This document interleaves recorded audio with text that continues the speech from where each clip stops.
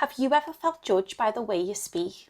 Accent bias is a real thing, and studies have shown that the UK has a clear accent hierarchy, with working class accents from the southeast seen as less intelligent, Scottish accents linked to aggression, and voices from cities like Birmingham viewed as a low status. I am more than familiar with the way that the Scouse accent is typically associated with criminality, and I often talk about my personal experience of accent bias, as people simply do not believe me when I say that I went to Oxford Uni or that I'm a scientist. According to a new study, children link accents with intelligence from as young as the age of 5. This isn't a new thing, but I think a major contributor is the fact that we don't hear a lot of regional accents on the TV. Most of the time, we only hear people speaking with received pronunciation, and don't get me wrong, I understand the importance of speaking clearly and being able to be understood by a wide audience, but that doesn't mean you can't have an accent. When I started boarding school as a scholarship child, I was the Geordie girl, and so I was always singled out of, go on, say something. And so originally I faked my accent because I was so young, I just wanted to fit in, and I didn't want to be this kind of token Geordie girl, but I had prejudice about the way in which I spoke in terms of like coming from like a more working class background. Having role models that young people can relate to and a range of voices on the TV is hugely important, and it's not just me who thinks this. Scene in episode 6, like a fight scene, and it was literally a stone's throw away from the school, weren't it? And we were driving down in the car in the morning, the sun was like this, we had the tunes on the car, and we just looked at each other and went, from Archie's to the BBC, we've done all right, haven't we, lad? I think the more we hear regional voices on telly, the more, the younger generation will look at the television and go, oh, they've got the same accent as me, they look like me, they sound like me, I can do that. You're told at drama school you'll never get a job with a voice like that, and now actually Liverpool's having a moment, and we're hearing our accent more and more. In some cases, it's unconscious bias, and I saw this recent interview where a woman even surprised herself and questioned why she was raising her child to have more of a posh accent. What would be the sort of natural, real accent, and what's the accent you're trying to go for?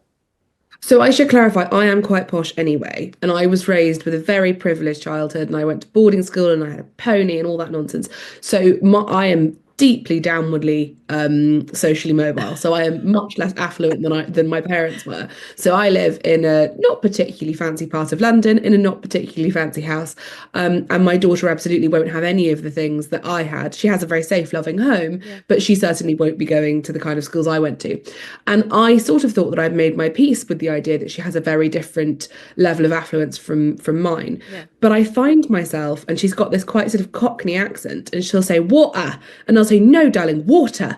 And I was shocked at myself because I'm a very lefty, bleeding hearted sort of person who doesn't think these things matter at all.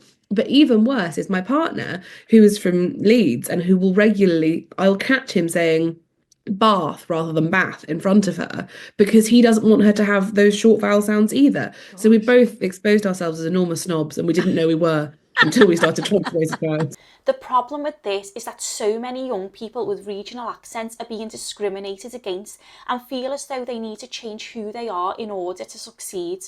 Some people feel as though speaking with a posh accent means they're treated better in restaurants or even taken more seriously at doctor's appointments, and I can believe that. So accent bias can actually lead to health inequalities and is ultimately creating unequal opportunities in so many different areas. The 93% Club is a community of state-educated people, and students from the 93% Club in Edinburgh have campaigned to introduce accent bias training for all lecturers. So we're going to hear some speakers.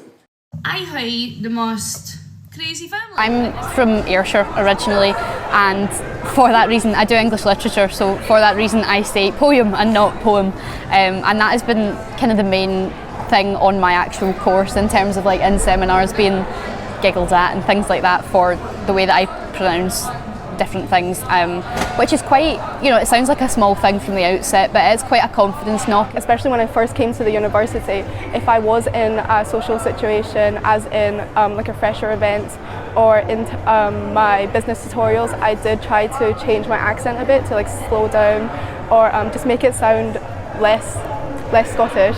a lot of the times there is the perception that this is just peer on peer, and don't get me wrong, like that does definitely happen, that does take place, but what had stood out to us in the campaigns that we'd run, such as the State School Proud videos we did a couple of years ago, was those instances with staff really stood out to people, because it's like, oh my God, if anybody should know better, it should be the staff. If you were being discriminated against because of gender, sexual orientation, or the colour of your skin, it wouldn't be tolerated. So why is accent discrimination any different? I am so passionate about getting rid of accent bias and promoting regional accents in the media, so young people will have role models who sound like them, and ultimately that will inspire them to follow in their footsteps.